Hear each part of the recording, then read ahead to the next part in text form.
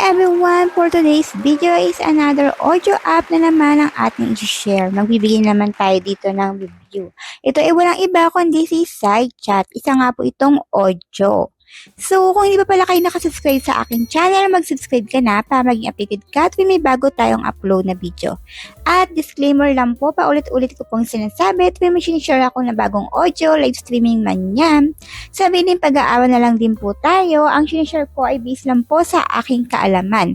Karamihan dito ay nag-iiba ng policy or hindi nagtatagal, kaya sabi din research na lang din po kayo. Saka sa mga ganito kasi hiyangan kung saan kahiyang. So dito nga kay SideChat, ang withdrawal niya ay via coin seller, hindi siya self-withdrawal. So dito, may new host reward siya. Bago mo daw ma-unlock yung new host reward niya, kailangan mo munang bumili ng coins para ma-unlock mo yung 1 hour, makaka-receive ka ron. So, kung ayaw mo lang magbili ng coins, meron silang regular tasking. Magpapa-oras ka sa sarili mong panel sa loob ng 1 hour, makaka-receive ka ng 3,000. After ng 1 hour again, makaka-receive ka ng another 3,000. So, a total of 6,000. So, mamaya pakita natin yung mga tasking.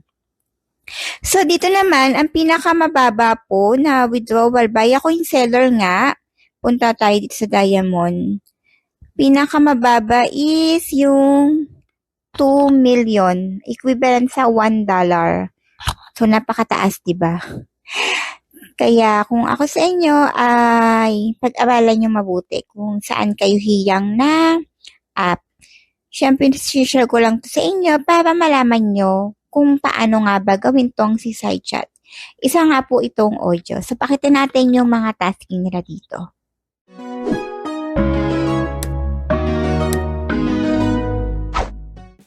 Kung si SideChat, pwede ka magpa-oras sa sarili mong panel.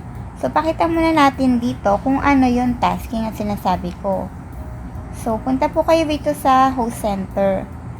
So, dito pala, pwede ka mag-sign in gamit ang inyong Google account. So, pag meron na kayong nakapag-sign in na kayo, syempre, kailangan nyo ng agency. Kasi kung walang agency, walang tasking. So, meron po tayong agency. Nasa pin comment kung gusto nyo lang sumali. Hindi ako ganun ka-active dito. Gusto ko lang i-share sa inyo para malaman nyo ang tasking. Dahil ang withdrawal po dito ay hindi self-withdrawal. By coin seller siya. So, punta tayo sa host center. So, ito yung sinasabi ko na tasking. Punta kayo sa host reward. So, etong new host niya, kung gusto mong makuha to, 7 days lang po to, kailangan mo muna bumili ng coins. Magbabagsak ka para ma-receive mo to. Kung ayaw mo naman, ito yung gawin mo mga tasking. Meron din naman, ito. Magpa-oras ka sa sarili mong panel sa loob ng 1 hour, may ma-receive kang 3,000, another 1 hour, 3,000. So, kung paano tayo magbubukas naman ng sariling panel, click mo lang itong parang bahay. And that's it. Mo yung mic. So, dito kahit naka-off yung mic mo, gagalaw yung oras mo. Self-love din po ito. So, ayan. 2 hours tayo magpa-oras sa sarili natin panel. So, X na natin yan. Pwede mo na i-minimize ha. Minimize na lang natin. Ayan. So, ito yung sinasabi kong withdrawal. Punta ulit tayo sa host center. And then, punta po tayo sa Diamond. Ito po, pwede ka mag-withdraw dito via coin seller nga.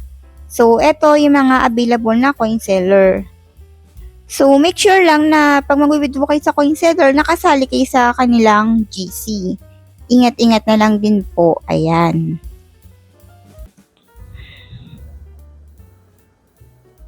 Tapos, ang minimum withdrawal pala dito, 2 million, equivalent siya sa $1 and so on.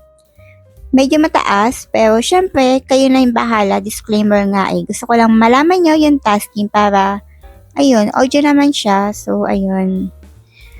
So, kung nakakatanungan po kayo, huwag kayong mag-atubili na magtanong sa ating comment section or sumali sa GC. Ayan, abang-abang na lang kayo. Sasagutin po natin yan sa abot ng ating makakaya. So, kung hindi pa pala kayo nakasubscribe sa aking channel, subscribe ka na para maging updated ka at may bago tayong upload na video.